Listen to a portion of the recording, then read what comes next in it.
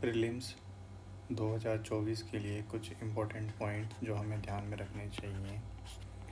सबसे पहले तो ये है कि प्रीलिम्स में किस तरह के क्वेश्चंस आते हैं और उनमें किस तरह के ऑप्शंस होते हैं।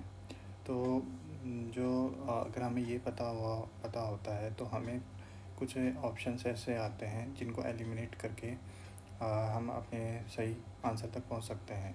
हालांकि ये बात भी कही जाती है कि पिछले साल के कुछ पेपर की वजह से एलिमिनेशन टेक्निक जो है वो अब काम नहीं करती, लेकिन ऐसा नहीं है। अगर हम कुछ पॉइंट्स का ध्यान रखें तो फिर अभी भी हम कुछ ऑप्शंस को एलिमिनेट कर सकते हैं। जैसे जो जनरलाइज टाइप के जो स्टेटमेंट होते हैं, जैसे कि जिसमें some, generally, can be, may be, you आता है, तो वो जनरली सही होते हैं। इस टाइप के स्टेटमेंट जो एक्सट्रीम स्टेटमेंट होते हैं, जैसे कि मस्ट, शुड, नेवर, ऑलवेज, वो जनरली गलत होते हैं।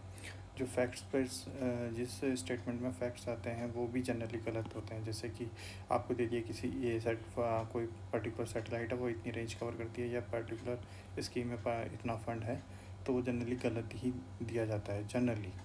ठीक है। और कई बार जो दो या तीन स्टेटमेंट होते हैं, तो उनमें आपस में स्टेटमेंट में जो उनका जो इन्फॉर्मेशन होती है वो एक्सचेंज कर दी जाती है, तो वो हमें ध्यान रखेंगे।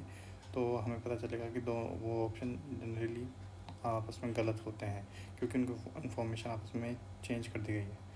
और जैसे साइंस एंड टेक्नोलॉजी से रिलेटेड जो एप्लीकेशन के क्वेश्चंस होते हैं साइंस एंड टेक्नोलॉजी के, वो जनरली सही ही होते हैं। तो हमें ये चीज़ें ध्यान में रखनी चाहिए।